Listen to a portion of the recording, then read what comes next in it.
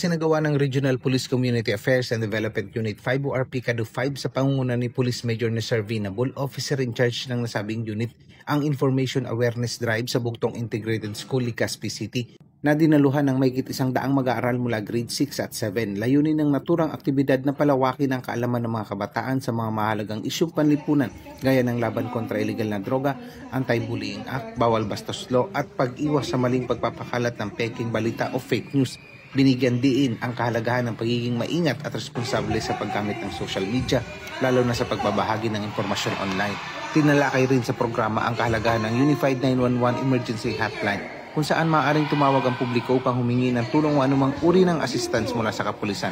Aktibong nakilahok ang mga mag-aaral sa talakayan, kung saan sila ay nagbigay ng mga katanungan, opinyon at sariling ideya hinggil sa mga paksa na tinalakay. Ipinakita ng kanilang partisipasyon ang mataas na antas ng kamalayan at interes sa mga isyong may malaking epekto sa kanilang kapaligiran at kinabukasan. Bilang bahagi rin ng programa, nagpaalala ang RPCADO 5 ng ilang safety tips para sa nalalapit na pagdiriwang ng undas.